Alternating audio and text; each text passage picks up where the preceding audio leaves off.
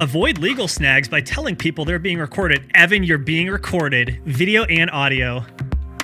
I love it. And I might need to consult with my attorney, Fat Man, but yeah, we can run it for now. And your biomechanical data too. I'm picking all that stuff off your Apple Watch. Okay. Yo, what is up? You have found I Like the Blazers. I am your host, Brandon Goldner, and I am excited to have back on the show for the 3,000th time. It's the homie. You know him as Evan M. It's Evan McCarthy. Evan, what's up, dude? Hell yeah, man. Not a lot. Just hanging out down here in New Orleans right now, where it's like unseasonably cold right now. How cold is it? It's really chilly. It's been like in the 40s. It dipped in the 30s a couple nights ago, which is very cold for New Orleans. I think last year at this time we were in the 70s. So, I got to break out my Portland wear, my hoodies, my beanie. I've been wearing a lot of beanies lately when I walk Fat Man. So yeah, it's been chilly, but I've been doing well. How many of those hoodies made the trip from Portland to New Orleans? That's a great question. And, I had visited New Orleans many times before I moved here, so I knew how hot it gets. For like 9 months of the year, it's very warm. There's like 4 months where people will say it's unbearable. Like it's a humidity where it feels 115 degrees.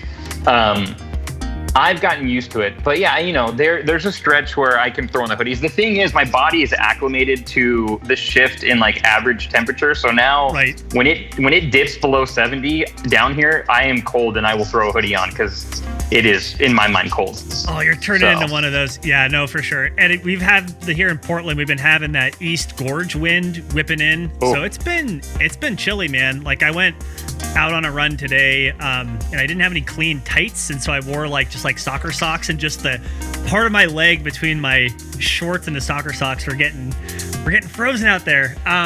But that's not why we're here to talk. We're here to talk Blazers. I wanted to start, Evan, getting your thoughts on the Blazers off-season moves. There were quite a few of them. They signed or they traded for Robert Covington, probably the most important move.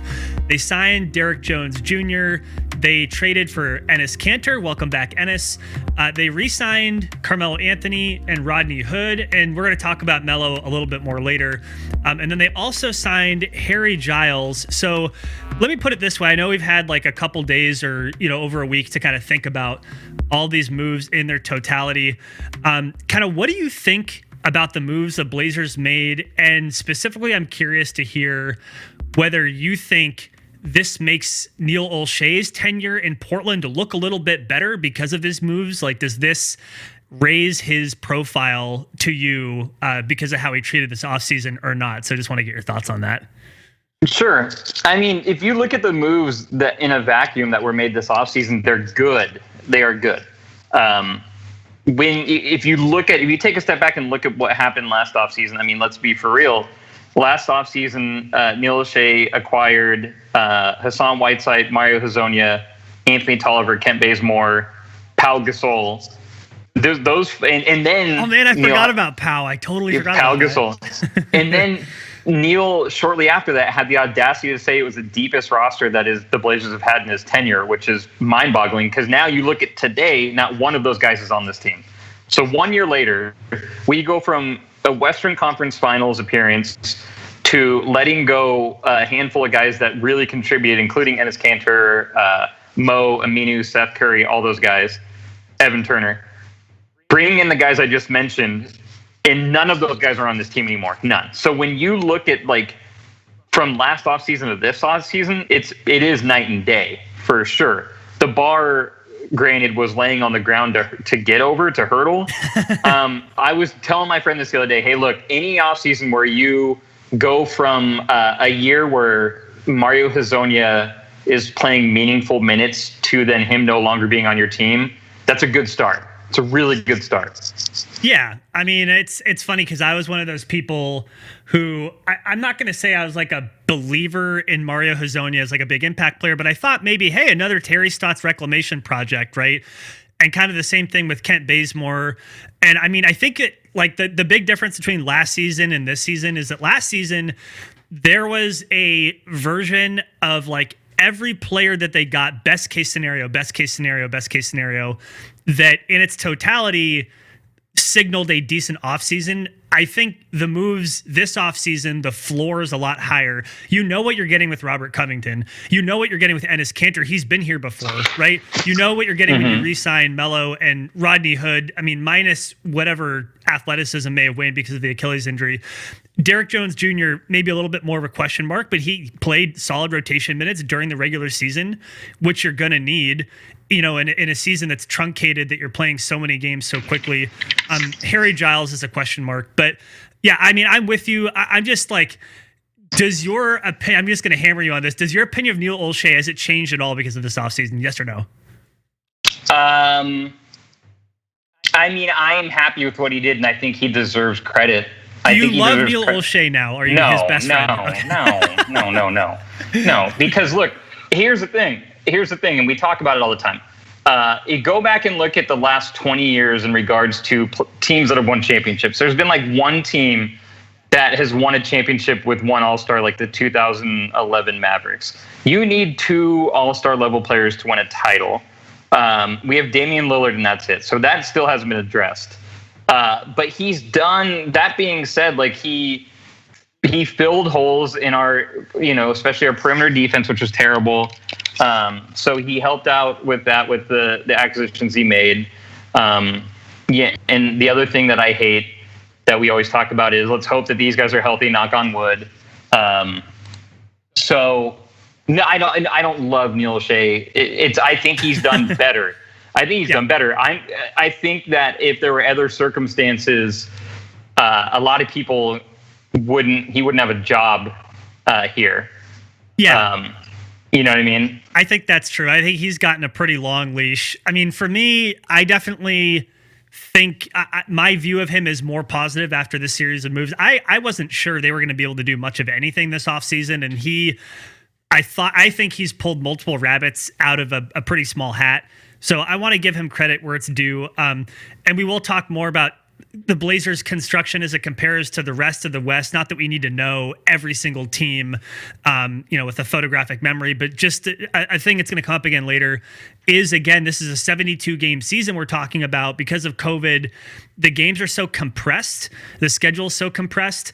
The teams that have depth, that's going to help them disproportionately more in this regular season than in most.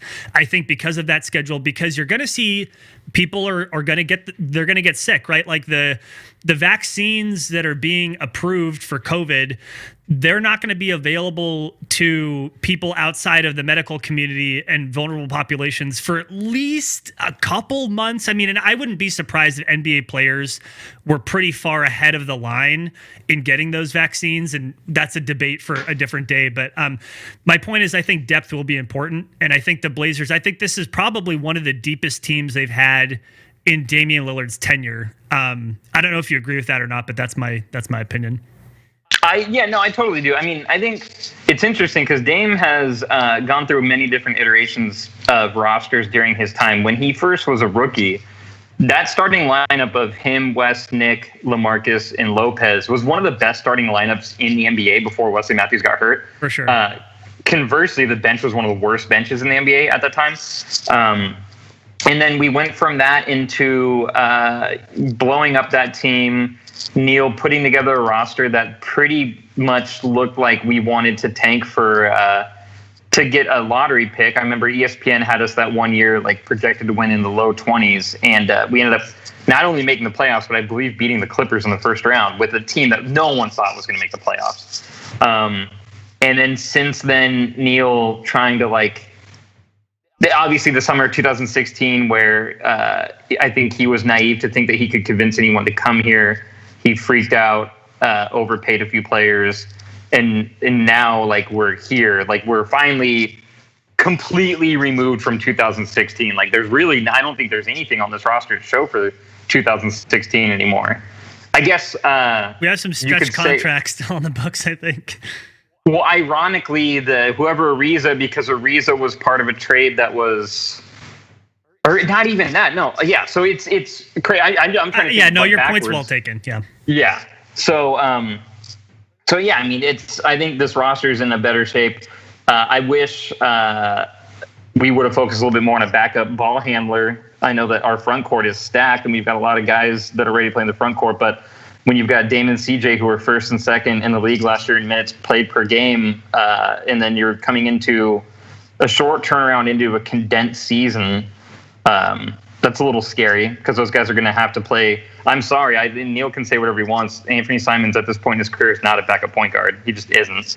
So I'm nervous. That's the one thing that concerns me too. And I get that they want him to develop and they want to show they have confidence in him. But again, when depth is so important and you know that like CJ and Dame, they might be injured for a second or two, or, Anthony Simons somebody else might get injured. You have to rotate people around to fill the gaps. COVID. Yeah, I think that's an oversight. But all right, well, moving from the roster to the more stylistic and artistic, the Blazers have released some new jerseys, and I forget, I should have had this in my notes. Is it the City Edition? Is it I forget what they're calling them, but they're new. They're new jerseys, and they're a departure from anything the Blazers have had before. Not that they're all that extreme, but they're black jerseys. They say Oregon in kind of a scripted font that's sort of the same as the Made in Oregon sign with the the deer flying. It's in downtown Portland, and so they're black, and on the side they have these kind of multicolored red and a little bit of blue and some orange striping. That's a nod both to our tribal communities and to kind of the landscape throughout Oregon that incorporates the Willamette River and some of Eastern Oregon and the Painted Hills and stuff. So, I'm just curious, like, what's your reaction? Like, I get that, like, Nike is pumping out different versions of jerseys every year for all 30 teams. It's a great way to make money. Kudos to them. But yeah, I mean, any thoughts on these new jerseys? Are you going to cop one, I guess, is really the real question. Yeah. So no, I have kind of two takes on this. And it's funny because how this always works, especially in the Twitter world, and especially when we all should be quarantining or hanging out in our house more because of given the time we're in, is that everything that's posted on Twitter has got to be a quick hot take debate, which is funny. And I'm guilty of this more than anyone. So my feelings on the jerseys are, I don't like them. I will not be buying one. But like, I saw a lot of people that did. And like, my thing is like, I'm pumped for fans to have another thing that they can purchase that they like to support the Blazers. So I'm happy for that. And then like, shout out to Nike for like, you're going to save me $120 because I saw that and I'm just instantly was like, I will not be buying that. So you're saving me $120. There's no mental gymnastics or, there's no debate in my head. I saw them and I'm like, nope, not doing that. Yeah. But yeah, dude, people like them. Great. Like, go buy them, go nuts. That's cool. Like, good for them. Yeah, and it is. So I've confirmed it's the City Edition. And I'm trying to look at what last year's City Edition was, that white cream colored jersey with the red Rip City kind of classic font. That is something I did cop. I mean, I really like that. Yeah, those are nice. Those are super clean. I have a McCollum one, but yeah, these new ones, you had said something too on Twitter. It wasn't about the jersey, but it was about the script that's being used. It's like a hoodie version of the jersey. What was it that you said that it looked like somebody who was like panicking to get a Christmas gift would buy for his kids or something? Yeah, no, it was. I said this is a type of hoodie that a dad frantically buys at the airport when he remembers that he promised he would buy his kid something during his stay in Portland, and he's trying to catch his flight, and he just runs into one of the Made in Oregon stores, and it's like, cool, I'll just buy this hoodie real quick. That is kind of how it feels. And like, I get there's a balance when you're doing this. And look, I can't design jerseys. Like, I'm not saying I could do any better. I obviously couldn't, but you're trying to balance kind of the history and legacy of the team and what are the different fonts they've used and styles and colors, balancing that with creating something new. And so I appreciate, look, that they've never had like using these kind of reds and oranges, and they've never done that before. And I think kudos to them for trying. Frankly, I really like the contrast of bright colors against black. I think works really, really well. So conceptually, I kind of like where they were leaning with this, but it's actually just not quite bold enough for me. Because when you look at it dead on, either from the front or the back, it just looks like a black jersey, right? It's only from that one side that you get any color, really. So Yeah, and this is the problem you're going to run into. I mean, Nike is being tasked to come up with new city jerseys every single year for every team. Like, you're going to have a lot of misses. Yeah. And outside of the Blazers, I finally saw like a graphic that had all 30, and like I think some are really cool. I think more of them are not great. Were there any that jumped out at you as like being particularly good looking? I mean, I loved the Phoenix ones. I think the Miami ones are pretty cool. The Atlanta ones the Atlanta ones that honor MLK, I think, are awesome. The Spurs, because they brought back the Fiesta colors, the pink, the bright pink, the green, and the teal and the orange. I think are fantastic. And that was something they had on their warm ups in the early '90s, right? And I think they've also now put that on their court for this year. I think it's on the perimeter of their court too, which is really neat. The one that bugs me the most is Golden State. They're leaving the city of Oakland because they built a new arena in the Bay in San Francisco. And I think the team was suing the city of Oakland so they didn't have to pay like back arena taxes. But then they're like, but don't worry, we're going to pay homage to you guys by putting Oakland and doing the We Believe Warriors font on our jerseys. Like, talk about a slap. And I have friends in Oakland. My buddy Ben, who is on Twitter, he's from Oakland, then moved up to Portland for a little bit, but now back in Oakland. And I asked him, he's like, it's a total betrayal. Like, this is insane. Yeah, I actually appreciated someone took that mock-up and replaced the Oakland with the word gentrify, which I think sums it up pretty nicely. Yeah, I think it's really sad when it's like the team wants to continue profiting and making money off of something where they have not treated that city particularly well. And they're taking all of that potential investment and all that revenue and taking it into San Francisco. I'm with you on that. All right, well, let's zoom out and let's look at the Blazers in the context of the rest of the Western Conference. There have been, now that the season is about getting ready to go, there have been plenty of predictions and plenty of news outlets coming up with their thoughts on where the Eastern and Western Conferences will shake out. I want to point out a couple of those predictions, one from ESPN and one from CBS. I'll start with the CBS one. Has the Blazers finishing in 6th in the West behind the Lakers and Clippers, and also behind the Nuggets, Mavericks, and Jazz. CBS also has the Blazers winning 40 and a half games. Again, this is in a 72-game season, so that 40.5 games would be a 46-game equivalent in a normal 82-game season. So that's CBS has it having the Blazers at 6th. ESPN, on the other hand, has the Blazers finishing out of the playoffs behind the Lakers and Clippers and Rockets and Jazz and Nuggets and Mavericks and Pelicans and Suns. And I just wanted to get your reaction again. That's what we're here. We're here for the reactions, right? Now, granted, this is from Kevin Pelton's calculus. It's kind of, running through the computer, all the strength of schedule and who's on the roster and all this stuff and trying to figure out who's playing how many minutes. And he did say that the gap between the 2nd seed and the 9th seed in this ESPN projection is only 3.5 games. So maybe leading with the Blazers are going to finish 9th according to ESPN isn't completely fair. But I'm just curious, do either of those sound right to you? Do you think the Blazers are going to finish about 6th? Do you think it's possible they could finish out of the playoffs? When you hear that, what are the thoughts running through your head on that? Yeah, for sure. And I saw when ESPN posted that a lot of people on the internet responded. But remember, 9 is in the playoffs because we have the play-in game. So that's true.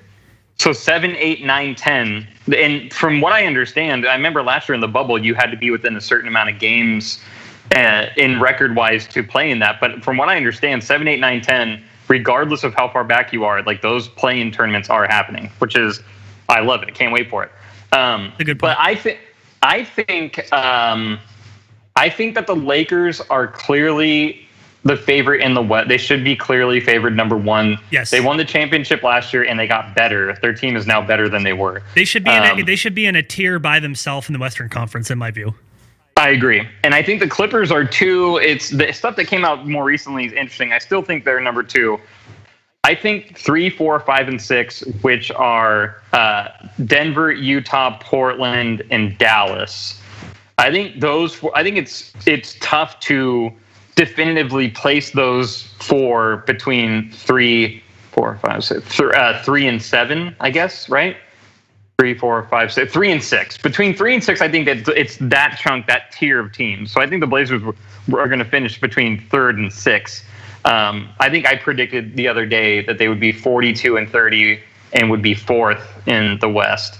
I think outside of that, I'd like the Rockets.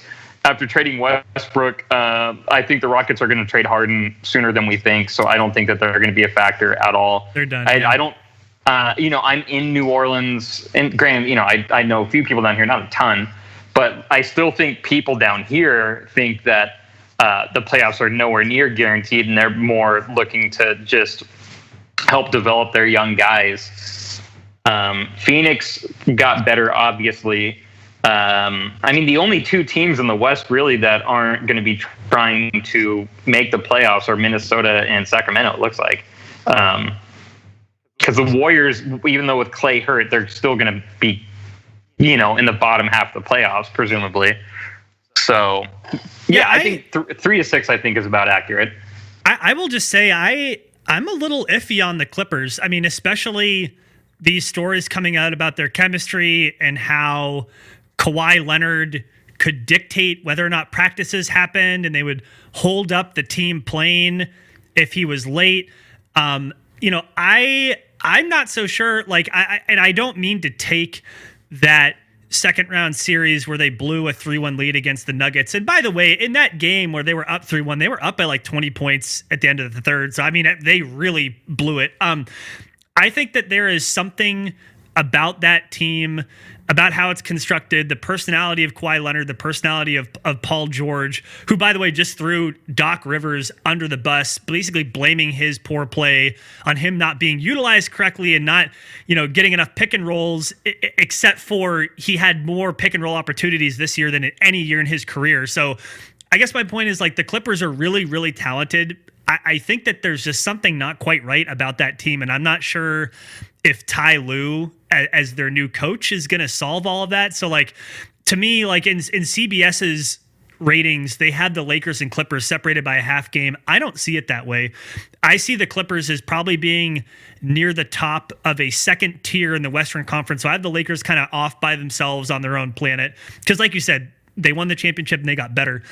And then I see like kind of a second tier that includes the Clippers, that includes the Blazers and the Nuggets, and the Jazz and the Mavericks. And then you kind of have like a third tier, and depending on what happens with the Rockets. But anyway, all this is just to say, like, I guess for me, I do see there's not a ton of room for error. Like, as good as you may think the Blazers are, they're only one, 20-game Damian Lillard absence away from not really having a way to win games during the regular season.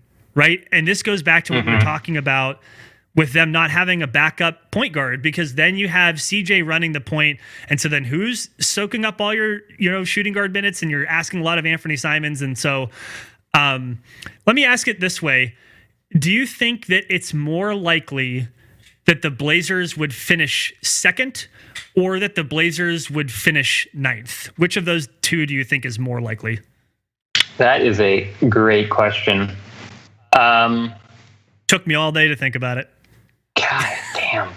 I mean, if we're presuming that if they stay healthy, I would say closer. And I'm not like this crazy Blazer homer, but I find it hard to believe, because the Blazers, I think the teams are going to benefit the most are teams that didn't shake up a major part of their core and are bringing back the same coaching staff and have the same management. I think that's going to benefit. Those teams are going to benefit the most. So the Blazers didn't shake up their core at all between Dame, CJ, and Nurk. Rodney Hood will be coming back more healthy. Zach, he doesn't really play that much anyways, but he'll be healthy at some point. Melo, who played almost the entire year last year, is back. I think if assuming healthy, I find it hard to believe that the Blazers would finish ninth. I think they'd be higher, like, up in the upper half versus the bottom half of the West in the playoff picture. I think that's a very political and safe answer of you, Mr. McCarthy. Yeah, I mean, I tend to, I would say I think it's more likely they finish second.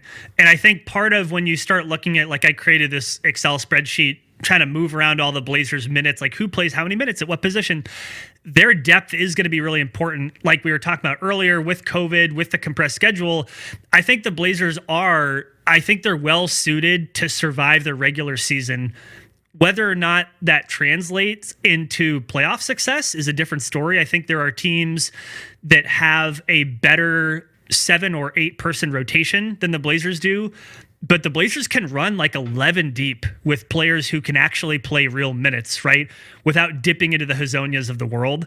So I think the Blazers will be more resilient. I think they can withstand injuries a little bit better than some teams. Yeah, I don't know. It's interesting. It's hard to look. We can't, there's no crystal ball. You can't look into the future, right? Like injuries can happen. Teams get hot. You just don't know. It's tough. All right. Well, I wanted to talk really quick about Carmelo Anthony because he was, Neil Olshey called that the most important signing of the offseason, which I think is going a little far. But, everyone's entitled to their own opinion. But there was something that came out today that I thought was a little odd from the Trailblazers reporter Casey Holdall, reporting that Carmelo Anthony has said that he is, quote, swallowing that pill, end quote, with regard to his new role with the Blazers. Is that concerning to you? Does that make the hackles on your neck stand up at all to hear Carmelo Anthony saying that he's still trying to work through what his more diminished role might be? No, not really. I mean, he signed a 1-year deal, so it's not like we're on the hook for anything crazy. And I think that Carmelo is pretty mindful of his legacy, and that's, I think, why he's still playing and why he's still playing in Portland, because as opposed to his stints in OKC and Houston where it didn't work out at all, it did. I mean, and I think what happened in OKC and Houston was they brought him in and tried to pigeonhole him into a certain role that he wasn't used to playing and didn't want to play, versus in Portland when we brought him in, we didn't have the luxury of telling him how to play because we needed him to start right away. It wasn't like we'll let you start. It's like, oh no, if you don't, then we need to play Mario Hazonia more. So no, you can play and do your thing. And I think that after that, he was he talked about how he wanted to be loyal to the Blazers and there was honesty back and forth. And I think at the end of the day, he could say this now and say it's a pill to swallow. It might just be him saying, like, look at how grown and mature I am. Like, I'm going to accept this role. But I don't see like there's any weird thing mid-season where there's rumblings that he's unhappy and he wants out. I just don't see it happening. Again, the Blazers could just cut ties with him, and then that's going to harm his legacy, which I don't think he wants. And maybe I'm just overanalyzing it, but like I guess I had just assumed that he had already talked to Neil Olshey and Terry Stotts about what his role would be before he signed again for this year. And so maybe I'm just overanalyzing, who knows? I just think it's odd that he wouldn't. Why would he even say that? Like, why wouldn't he just be like, oh yeah, like I'm coming back, like ready to do whatever the team needs, like platitude. The fact that he said that he's still swallowing that pill, like, it just makes me think, like, was there a miscommunication between him and Olshey about what his role would be? And then he heard Olshey talking about how he was probably going to come off the bench and he didn't realize it. Like, you know what I mean? Like, because the biggest thing about him coming back is that I had assumed, like you said, that Melo and the team were like super honest with each other and on the same page. This makes me kind of wonder whether I should feel that so strongly, but then again, maybe it's interesting because correct me if I'm wrong, but the Hood signing, the Derrick Jones signing, and the Rocco trade all happened before Melo signed, right? Yep, it did. So he had to have known, like him and his agent have to have known, like, I mean, granted, not all those guys play the same position, but they are wing players. So it's like, all right, well, I mean, I was shocked. I'm not shocked about Melo coming off the bench. I think it makes sense. But I was kind of shocked when I heard, was it Olshey or Stotts say that it looks like Derrick Jones Jr. is going to start the season, which is interesting. Maybe because Hood's not ready. Like, Hood's ready, but like he'll be on a restriction or whatever. But which makes sense when he's coming off an Achilles, right? Like that takes time. Yeah, but I think going back to Melo, I think it's going to be fine. I mean, I think it's just media day, and he's just trying to. Again, I think he might, in his mind, be like, "Oh, this is showing. I'm going to play it up like this is a lot harder of a decision for me than it was." Just That's as like a good show point. maturity, like to show it's mature. Like I'm mature. I'm a changed man, right? That's a good point. This is the same guy who was it in OKC when after he signed with OKC, the reporter was like, "Are you cool with coming off the bench?" And he's like, "Me?" He's like, "Are you like me? You're referring to me coming off the bench? What?" AP, they say I'm going to come off the bench. Talking to Paul George. Yeah. Okay. I think that I appreciate. I'm glad I got to ask you about it because I hadn't thought of it that way. And I think that could very well be what it is. And look, like, just a caveat, as I am sitting here in my little podcaster's chair, these players have to talk to media so much. They're already sick of talk. I mean, imagine having to go to work, and before you go to work and after you're done with work, you're like talking about what you did and how you did it. Man, that would get old pretty fast. And like, I guess, over analyzing everything a player says, we should be mindful of that, as I am over analyzing everything he says. So shame on me, I guess. One more thing about Melo, something else that came out today was that he is interested in being allowed to wear the number 7. He wore 00 last year. Number 7 was Brandon Roy's number. It is not yet retired by the team. What do you think about this? Should Carmelo Anthony be allowed to wear the number 7? I mean, there are like certain things that I just like that I know are considered sacred and all that I just don't care about. And like jersey numbers retiring or people wearing, like, I just don't care. And for people who, and I believe that you're going to have the opposite take where you don't think you should wear 7. I think it should be pointed out that with the season starting in 2 weeks, and this happens all the time in sports where there's longer off seasons where guys want to change their number. There are a lot of Carmelo Anthony 00 jerseys in circulation. And I think it's one of those things in a lot of other sports cases where whoever the manufacturer is, whether it be Nike or whoever, they'll be like, cool, you need to go personally and you have to buy up all the stock of the 00 jerseys. And that's after, if the Blazers were cool with that, right? I think there's many hurdles that would have to be cleared for that. I don't think that's possible that he could get the number 7 for this year. But to the original question, no, it does not. I don't care. It does not bother me. Oh, it's funny because you, again, just picking stuff off your Twitter, but you had tweeted a clip of 60 Minutes footage. I think this was a Pennsylvania election commission, a Republican who was talking about the claims of election fraud and how Pennsylvania ran their election. And he's basically saying, like, I don't know why it's a big deal. Like, it shouldn't be a big deal. And the host is like, and yet it is. And the guy's like, yeah, it is. Yeah, I think it's a big deal, man. Like, look, I know they haven't yet retired the number. I get that. First of all, I think they should retire it. Second of all, if there's ever been a number in this generation of Blazers players that, should be, if not formally retired, then like informally not really used, I think it's this one. Brandon Roy meant so much to this franchise. I know that he only had 3 years of like peak prime Brandon Roy. I get that. But meaningfully, he was able to, not single-handedly, but he was the large driver behind a change in culture, a change in how fans connected with this team, right? I mean, you think about how ingrained, how beloved this version of the Blazers are, and so much of that credit goes to Damian Lillard right off the bat, and Terry Stotts and CJ McCollum. But the groundwork for that, getting fans to warm back up to a team that they weren't as emotionally connected with, that started with Brandon Roy.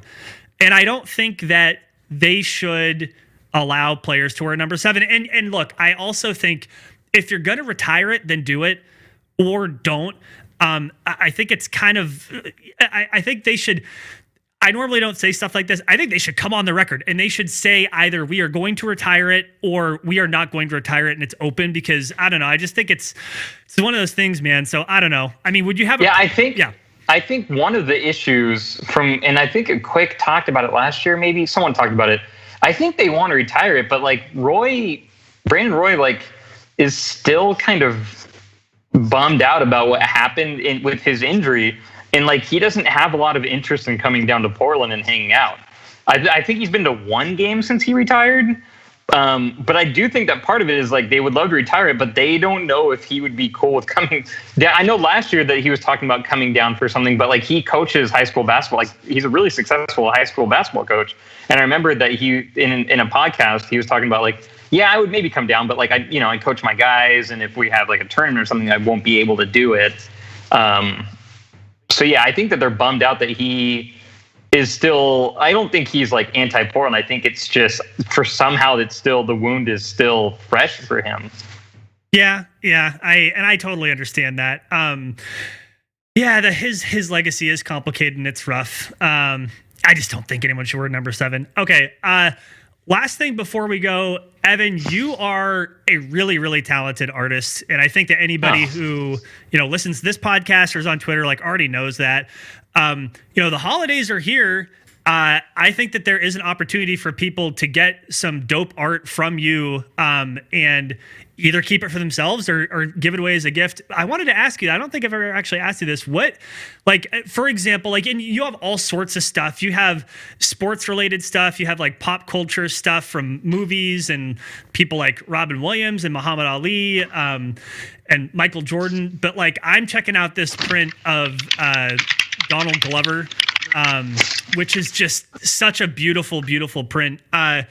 Thank you. Yeah, no, you're welcome. It's like, it's hard to describe. It's a picture of him and it's in the background. It almost looks like an American flag, except for what would be the stars are like bullet holes and what would be the red stripes are actually outlines of guns. I would assume this is an homage to his song, This Is America.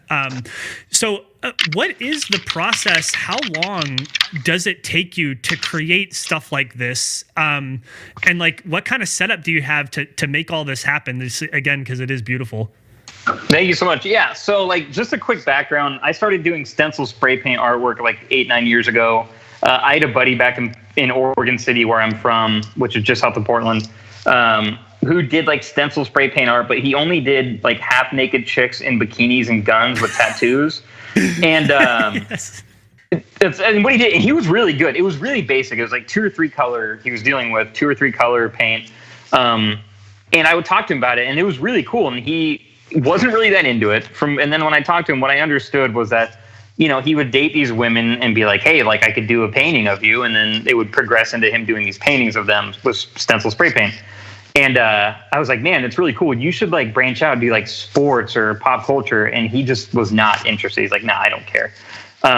So I asked him, I was like, hey, would it be cool with you if I tried doing this? Like, I don't want to like be a copycat, not like the naked women stuff, but like in general, the art form. And he's like, yeah, go for it. So I started it.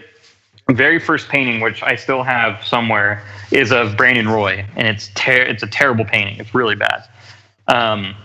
So I started doing that, and then I progressed I got better and better, and then the Blazers saw one of my paintings of Dame, reached out to me, and I did a commission piece that's hanging in their corporate office. It's humongous, like 4 foot by 8 foot of Dame. That helped spark, when I was back in Portland, a ton of commission work. So I was doing commission work, and then for like 4 years straight, I was basically only doing commission work. So nothing I wanted to do. It was just take 3 months of working on a painting, 2 to 3 months of working on a painting outside of the hours of my normal 9 to 5. And then when one painting would wrap, I would start on the next one. When I moved to New Orleans, the commission game dried up because back in Portland, I had more of like a built-in base of people that knew my work, could see my work. But down here, it's people I don't know in New Orleans. It's a tough sell to be like, hey, do you want to commission me to do a painting for $1,000, $1,200 or whatever? Right. So what happened was, and back in Portland, one of the biggest things that people would point out to me was people would come to me and say, hey, I love your artwork. Little too expensive. I wish I could pay you what you charge for a commission, but I just can't. But if you ever did poster prints of any of your designs, I could totally drop money for a poster print. So when I moved to New Orleans, I decided it was time to make an investment. So I bought a nice expensive printer. And now I'm printing my designs that I would normally do spray paint on my printer. And a lot of the ones that you're seeing on my site are actually ones that with every process, even with the stencil spray paint, it all starts on the computer for me digitally. And then I would do the stencils and spray paint after. But all the not all, most of the ones you see on my site are designs that I've made over the years that no one's ever commissioned me to do, but they're just ones where I'm like, man, if I ever got the time, I would love to do this Lady Gaga piece or this Tupac piece. And then I had all of these saved on my computer, and then when I bought the printer, I was like, oh shit, I can now sell these as prints. Like, they're done. I've already made these designs. So, of the 30 or however that are up on my site, like 22 of them were already done. Like, I just had to like reformat them in the right size and all that and put them up on my website.